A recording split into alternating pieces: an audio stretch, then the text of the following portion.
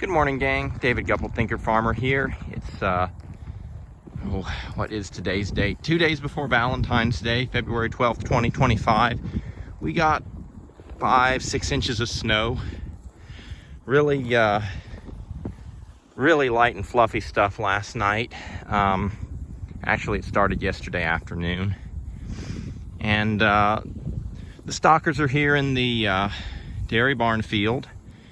And I just rolled out two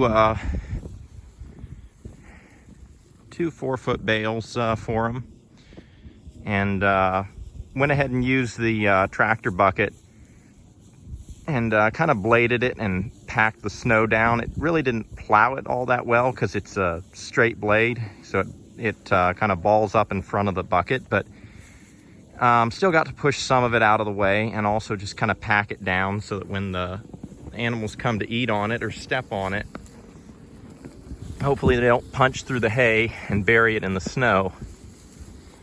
And I'm just going to walk through the group. There's not a lot of wind today, and it's only about 35 degrees today, and so it's really not all that terrible, especially compared to all the wind and inclement weather we've had over the last month and a half. But they really don't want to eat through that 6-7 inches of snow, even as light and fluffy as it is.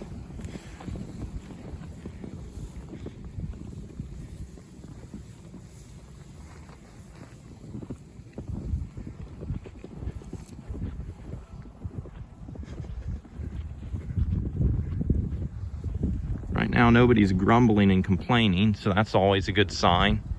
Their sides are aren't really sunken in much. I gave them a pretty good break of stockpile, probably about 3 acres of grass, and then that grove of trees you see over there. So they've got plenty of shelter, and they definitely had plenty of groceries yesterday in preparation for the storm.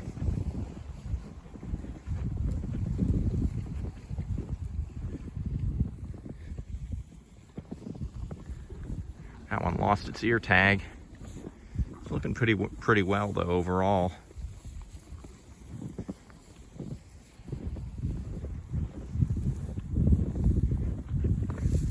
There's my one red steer in the whole group. I've got a couple coal cows, but it's my little red steer hiding in there.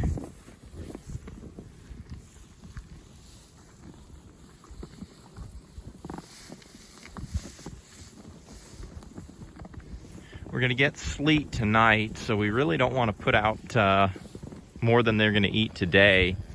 It'll just end up getting tromped and wasted. Hopefully, let's see, it's either Thursday or Friday, the high is going to be in the 50s. So all of this snow should just come and go like a bad dream. And we'll continue grazing. We've been in the dairy field now since so it's Wednesday today, since last Friday. So Friday, Saturday, Sunday, Monday, Tuesday, Wednesday. We've already gotten 5-6 days of grazing out of this field. Optimistically, I should get another 5 or 6. Oh, that one's gonna drop some groceries for me.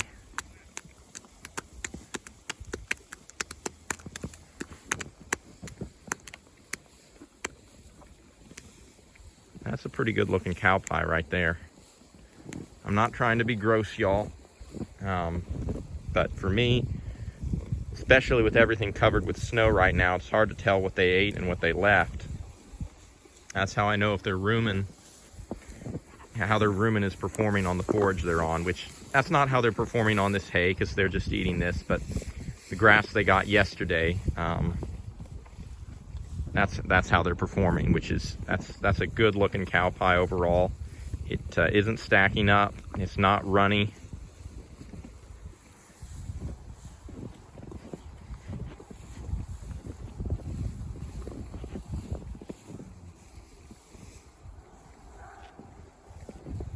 And it's really quiet today. Not a lot of the interstate's about half a mile due west. It's pretty quiet today. Not a lot of commotion going on. Some of my animals are performing really well. Some of them aren't doing as well. Some of it, I'm pretty convinced it's genetics. We've got two 2023 steers standing side by side. 3057, which he's a slightly older steer, and then we've got, you'll move out of the way, 3145. Probably the difference in age is only going to be about a month, but the one is considerably bigger. I'd say at least 50 to 75 pounds bigger than this one here. So, I mean, your genetics do matter. Your genetics definitely play an important role in what works and what doesn't.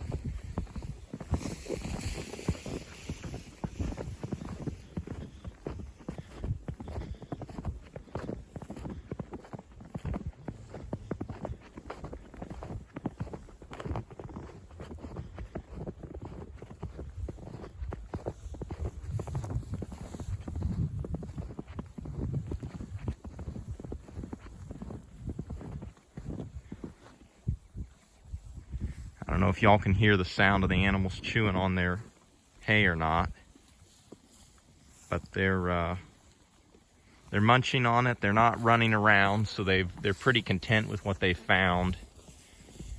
Nobody's bawling. Everybody's just got their head down eating. This for me is a really, really good sight. I'll probably check them this evening, make sure they're happy, but right now I don't think they're going to need any more hay. This is a 160 head, average weight, between 600 and 700 pounds. I'll put that there. So if that's 2/3 of an animal unit, somebody that's fat can do the math in their head or has a computer in front of them can maybe do it better. That's about 115 animal units. I mean, and at the end of the day, you're going to look at the animals, what they leave, what they eat. You're usually not going to sit there and try to calculate exactly how much forage or how much hay you need. That can become laborious. It can be laborious, and it's highly dependent on the quality of your forage and how much the animals actually need for that day. I mean, a month ago when we had windy, wet conditions, it was really damp. Well, actually, I take that back. It wasn't damp. The ground was actually frozen, but we had at least 20 mile an hour winds. It was would have been 15 degrees colder than this, so it would have been in the teens. There were some days that was the high temperature, and even with shelter, you know the animals are going to burn way more calories. So 2 4-foot bales just didn't make sense. I was giving them more like 2 to 2.5 5-foot bales, depending on the situation. The snow that they had, though, was a lot harder than this. I mean, it was packed. This snow is really light and fluffy, and this snow again isn't going to stay around.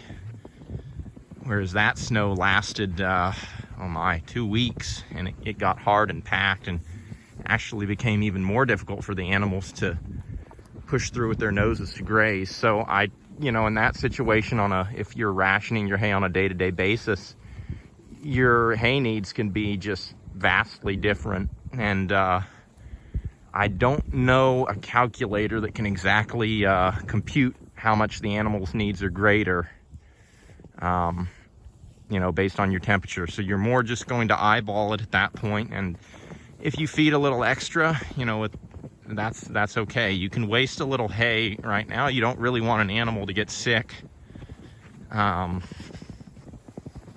It's just not worth it with cattle prices today, and really just good husbandry. It's not worth it to let an animal go down. Waste a little hay.